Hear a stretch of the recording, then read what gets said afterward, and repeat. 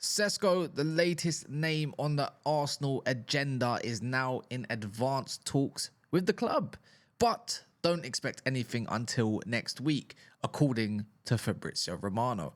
Now, Rodrigo was the latest, and that kind of sent the fan base wild. Why wouldn't it? But, this is where my tune is changing that little bit, because not only have you allowed Manchester United to have a free run at Victor Gyökeres, now it's all going to change when you got someone like Sesko involved because of that name called Rodrigo. So maybe it might be a positive, but you must ask yourselves this question. Is Benjamin Sesko the real deal? Is he the one that's going to get you over the line? Now, the way I view things is that you're going to make sure that I get a 500 like target supported and corrected and then subscribed. But bar that, my honest thoughts is this is probably someone that's a little bit too soon. Now, I see even the Kai Havertz stuff, he's coming back, and, we all know Arteta to be a liar. He's a superb liar. Kai Havertz is going to be a part of the key plans and is going to be used quite heavily around, Arteta's way of wanting to play. Now, if you've got someone like Havertz, Rodrigo and Saka, could that work? I believe it could. And you know what? I do like the sound of it, because that just means Rodrigo's output just goes up in terms of goals. But on the other breath, about Sesko is he coming in to be second fiddle? Now, I see the rumours around €70 million package for this guy's signature. And he is a talented footballer. I just don't think he's that guy yet. 2 years too soon, as stated before. I do think he could hit the ground running, but when you're Arsenal and you haven't got it over the line as of yet under Mikel Arteta, you've got to wonder, why is there no, key striker that Arsenal are looking at seriously by, Gyökeres? It's clear to see that the chosen number 9 that's going to come into the club for something for the future is going to be Benjamin Sesko. So, you know what? Let's get into his key attributes, because when we're on streams, there's a lot of yapping, there's a lot of arguing, and I haven't been the biggest fan of this. But if you're going to bring in him and then Rodrigo and then have Saka, then cool. I think I'm quite for that, to be fair. And of course, it doesn't matter to me. It probably matters to what you guys think that support Arsenal. And obviously, us rivals can make our opinions and judgments in other areas. Now, if you think about the way Havertz has played, even Marino's played, you need someone that's quite dominant in the air. And Gyökeres isn't dominant in the air compared to someone like Sesko, or Sesko. He's much better. And you know what? If you go look at any Leipzig games, go look at his aerial duels. He does win quite a lot, which suits the way Arteta wants to play. And also, he does drop deep. He is the link-up merchant that brings in, a Pender to make sure he can run in behind the defense, as we've seen many times with different kind of players that have fallen under Arteta's regime, aka whether it's Gabriel Jesus or Kai Havertz. So can he be molded into that false 9, but with a lot more speed, because he is a speed demon? Now, if you're going to try hit on transition, and you know that Arteta recently, when it does come to playing football, he doesn't mind when the other team have the ball. But for a team that's underperformed its XG and have had a lot of wasteful shots, and that's factual, by the way, and, with their goal, you could say there's been a goal drought amongst the front line due to injuries and probably not enough quality. Is he going to be that guy that brings you over the line in terms of up and bring in that XG, obviously those goals? And you know what? Something that he's actually really good at is getting onto the end of set pieces. Set piece again, LA. Anyone ring a bell? But yeah, I can see why he definitely wants him. And for someone that's going to get molded into something, you could say, I don't know, a world-class striker potentially, you can see why Arteta likes him. And it's going to obviously, again, there's going to be all us rivals saying, oh, but why can he not go handle a ready-made player now? Arteta doesn't like egos. He doesn't like this. He doesn't like that. I mean, I feel like even if you don't want Arteta in the team, you're kind of in a win-win situation.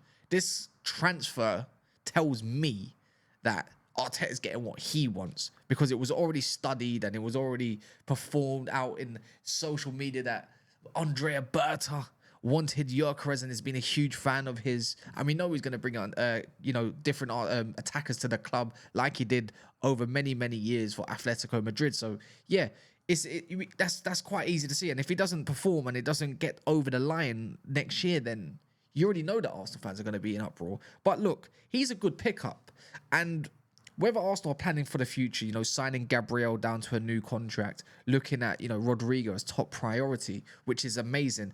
You can pretty much see someone like Sesko developing in a key area that, it's been lacking for many, many, summers or, moons for Arsenal recently. That 10 goals from Kai Havertz or the 10 goals from someone like Jesus, that needs to be upped by a good 5 or 6 or 7.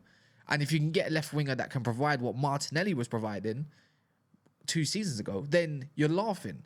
I don't think Arsenal will struggle either or. But there are a lot more teams improving on paper. Whether it's my team, Chelsea's team, or the next team like Liverpool's or Man City, with them getting the 3 Musketeers. So yeah, it's going to be interesting to see if this one gets done very quickly. But you want him in before pre-season. And I'd be eager to see how he performs in Arteta's side. But one thing I don't doubt about Arsenal, which I feel like a lot of others do, you always create chances. He will have ample opportunities, loads and loads and loads, to get on the score sheet. I don't think he's the best finisher in the world. But what he provides in terms of link up, what he provides in terms of getting in behind, drifts off to the left, like most strikers do. Isak does it, Gyökeres does it. A lot of strikers drift off to the left and run in behind that way. You're gonna get that with this guy. Maybe it might be a thing where the front three becomes a little bit more fluid. We've seen Sesko play off the left hand side. We've seen even with Arteta last year. There was talk about how would he use him, and it was said, well, he would start off on the left and then eventually drift back into the inside, into the number 9 spot. So you might even find it where you've got Havertz up front, Sesko off the left, and then also, Saka. Or if you want to interchange it, who says that Rodrigo, which he has done at Real Madrid quite a lot, to be fair, where they just mix and match the players. One moment you might find Saka up front, you might find Rodrigo on the left, and Sesko off the right. You never, or off the left, either way. It could become quite fluid. Maybe Arteta has a new plan or a new way of playing, pretty much like Pep Guardiola every season or every other season. He likes to change things up. Even with Arsenal, they've changed things up a little bit differently over the years, gone from some absolute electrifying football to, I would say, something a little bit more composed and a lot more balanced last year, not the one that just gone. And then this year it seemed a little bit more defensive than the next and relying on a bit of individual brilliance. But keeping Saka fit and having these in and around him, you're going to have to hope that you're going to go and get this league, because it's going to be tough this year. I think there's going to be a lot more signings. And, I feel like with the way sometimes we have come across online, maybe we've jumped the gun too much. It's the 6th of June.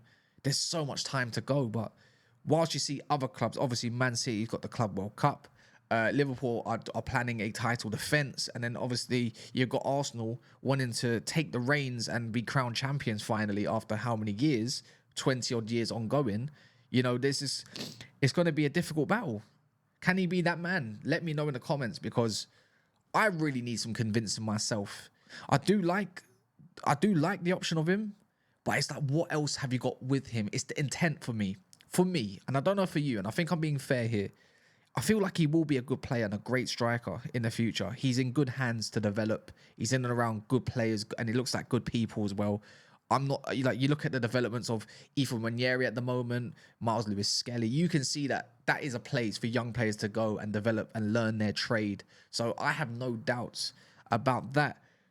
But how many goals can he give Arsenal next year? If they're talking about £60 million roughly in and around that fee, I think it's worth it. He's worth the investment. It's just that you've got to push more investments to ready-made players, and then I feel like we'll get the best out of him for sure. Or you will get the best out of him for sure. So yeah, my guess, I think he can hit about 12 to 14. I think that's respectable. I think 12 to 14 will be respectable with a handful of assists as well. Because I feel like Havertz will have a lot of that game time and different games, different solutions, different ways of playing, right?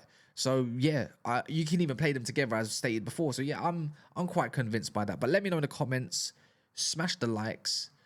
500 likes, that would be amazing for a video like this. So yeah, get your comments in and share, subscribe, all that good stuff in a bit.